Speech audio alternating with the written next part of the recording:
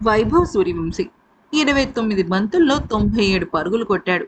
సిక్స్లు, ఫోర్ల వరద పారించాడు. అయితే జస్ట్ మూడంటే మూడు పరుగులతో పాపం సెంచరీని మిస్ అయ్యాడు. అసలు నిజం చెప్పాలి అంటే నిన్న అంటే ఎలిమినేటర్ మ్యాచ్లో రాజస్థాన్ జట్టు గెలిచినా ఓడినా కూడా ప్రజల గుండెల్లో మాత్రం వైభవ్ సూర్యవంశీ ఆల్రెడీ ట్రోఫీ కొట్టేసినట్టేనండి.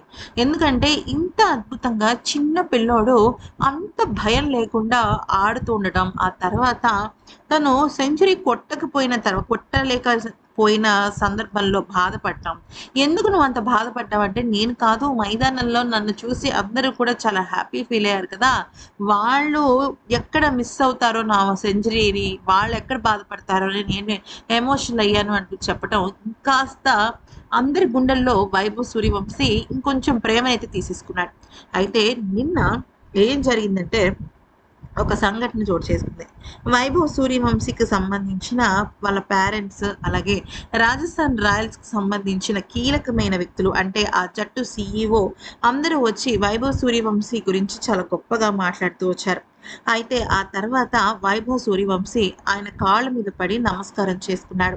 ఆయన ఎందుకొచ్చారు అంటే రాజస్థాన్ జట్టు క్వాలిఫైర్ 2కి ఎళ్ళింది కదా! సో, ప్లే ఆఫ్స్‌కి ఆయన రావాలని ఫిక్స్ అయ్యారు. అయితే ఇక వైభవ్ సూర్యవంశీకి ఏకంగా 10,00,00,000 విలువ చేసే బెంజ్ కార్‌ని విలువగా ఇచ్చినట్టు తెలుస్తోంది. అయితే ఇక వైభవ్ సూర్యవంశీ పేరెంట్స్‌తో పాటుగా వైభవ్ సూర్యవంశీ కూడా చాలా అంటే చాలా ఎమోషనల్ అయిపోయాడు. ఎందుకనంటే ఈ పిల్లోడికి గెలుపు, ఓటమితో సంబంధం లేకుండా అతను ఆడుతున్న గేమ్‌కి ఇవ్వచ్చు ఫ్రెండ్స్. ఎంత కావాలంటే అంత ఇవ్వచ్చు. అయితే ఇటువంటి ఆటగాళ్ళని రాజస్థాన్ జట్టులోకి తీసుకొచ్చిన మన రాహుల్ ద్రావిడ్ ఉన్నారు కదా! మాజీ భారత జట్టు హెడ్ కోచ్. ఆయనకైతే ఫస్ట్ ఒక సెల్యూట్ కొట్టాల్సిందే. మరి ఈ వీడియో కనుక నచ్చితే లైక్ చేసి సబ్స్క్రైబ్ చేసుకోండి.